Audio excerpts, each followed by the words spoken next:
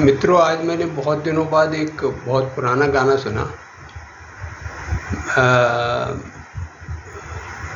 उसके बोल कुछ बहुत मार्मिक थे और मैं सोच रहा था कि आपके साथ शेयर करूं, और उससे जुड़ी हुई मेरी एक पुरानी यादगार भी है, वो भी मैं आपको सुनाऊंगा। तो पहले आप वो गाना सुनिए, उसके बाद में फिर मैं आपसे अपनी यादगार के बारे में बात करता हूँ।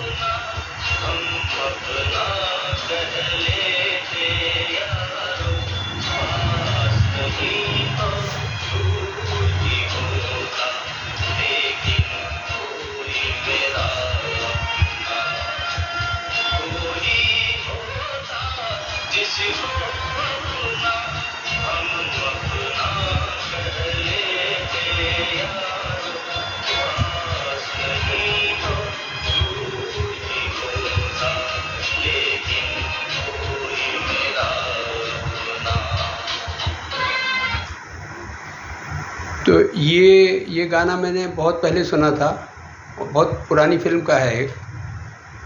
तो इससे जुड़ी हुई मेरी एक यादगार है। एक बार मैं पूना के लिए ट्रैवल कर रहा था ट्रेन में, तो मैंने रीडर्स डाइजेस्ट के अंदर में एक कहानी पढ़ी थी। उस कहानी में ऐसा था कि दो वृद्ध पति पत्नी थे, उनके कोई औलाद नहीं थी।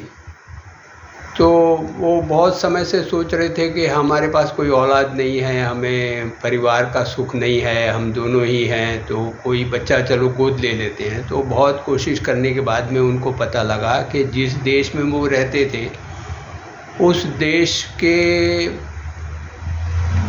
पास वाले किसी दूसरे देश के अंदर में किसी अनाथालय में कोई नया बच्चा आया था।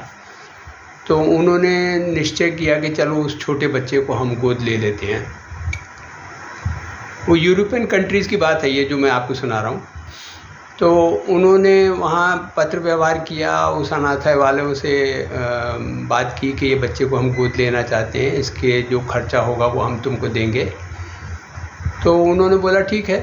तो ये वैसे ज़्यादा संपन्न नहीं थे आर्थिक रूप से, तो बेचारे जितना भी कोशिश करके बचा पाते थे उस बच्चे के लिए भेज देते थे पैसे। और वो जो वृद्ध स्त्री थी वो उस बच्चे के लिए कभी स्वेटर बुनती थी, कभी कोई कपड़ा बनाती थी और वो भेजती रहती थी। वैसे भी उसके लिए खाने पीने का कुछ सामान के लिए पैसे भेजते रहते थे, उसके पूरी देखभाल करते थे। तो धीरे धीरे क्या हुआ, वो बच्चे के साथ में उनका लगाव तो होता रहा कि हमारा बच्चा है, वहाँ रहता है, हालांकि हमारे पास में नहीं रहता वो, लेकिन हमारा बच्चा तो है, कोई हमारा है अपना। तो उनको ये एक सेंस ऑफ पोजेशन था।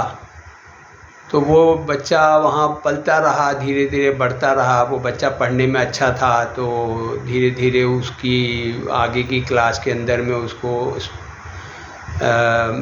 स्कॉलरशिप मिल गई। स्कॉलरशिप मिलने के बाद में वो फिर हाई स्कूल के बाद में कॉलेज में जाने लगा। कॉलेज में भी अच्छा पढ़ता था, तो वहाँ पर भी उसको स्कॉलरशिप मिलती रही। वहाँ पर भी फिर वो अच्छा बन गया। और जब वो 20-25 साल का हुआ तो उसको कहीं से एक नौकरी का ऑफ़र आया, लेकिन वो उस देश में नहीं था जहाँ वो रहता था, वो किसी दूसरे देश में था। तो उसने अपने इन माँ बाप को लिखा कि मैं अपनी नौकरी के लिए फ़लाने देश में जाने वाला हूँ, लेकिन मैं वहाँ से जाने के टाइम में आपके देश के अंदर में 2 घंटे का मेरा स्टॉप ओवर है, मुझे दूसरी फ़्लाइट चेंज करनी है, तो मैं आपसे मिलना चाहता हूँ, आप वहाँ मुझसे मिलिए। तो पहले क्योंकि ये बहुत गरीब थे, तो कुछ पैसे वैसे ज़्यादा नहीं थे इनके पास में, तो ये ऐसा नहीं कर सके कि वहाँ जाके मिल पाएँ। तो पहली बार उस बच्चे को मिल रहे थे उस दिन। तो जब वो मिल रहे थे, तो क्योंकि वो बच्चा दूसरे देश का था, वो अपनी भाषा बोल रहा था, ये दूसरे देश के थे, इनको अपनी भाषा आती थी, दूसरे देश की भाषा नहीं आती थी। पर वो जो वृद्ध था, जो लड़के का सो कॉल्ड फादर था, उसको थोड़ी थोड़ी वो भाषा आती थी, क्योंकि वो पत्र व्यवहार करता था वहाँ ऑर्फनेज से। तो वो उसको थोड़ी थोड़ी भाषा आती थी, तो वो लड़का कुछ बात कर रहा था, तो वो लड़का जब बात कर रहा था तो बुढ़ा और बुढ़ी दोनों जने बहुत ज़्यादा भावुक हो गए और वो कुछ आंखों से आंसू आने लगे। और वो बुढ़ी बार बार पूछे अपने पति को कि ये क्या बोल रहा है, तो वो उसको बताए धीरे से कि ये ऐसे बोल रहा है। फिर वो उससे बोलती रही कि ये तू इसको ऐसे बोलो, तो वो उसको वो ट्रांसलेट करके बताता कि ये तुमको ऐसे बोल रही है। तो वो बच्चा भी बहुत खुश था और ये भी बहुत खुश थे।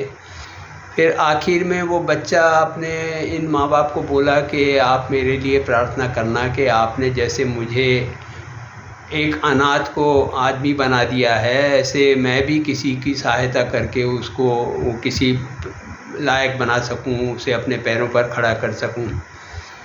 तो ये सब वहाँ रोते रहे 2 घंटे और उसके बाद में फिर वो बच्चा वहाँ से चला गया। लेकिन इनको ये संतोष था कि हमारा कोई है, भले ही हमारे पास में नहीं है, हमारे से दूर रहता है, लेकिन हमारा कोई है जिसको हम अपना समझते हैं और वो हमें अपना समझता है। तो मेरी ये छोटी सी कहानी आपको कैसी लगी, आप कमेंट करके मुझे बताना।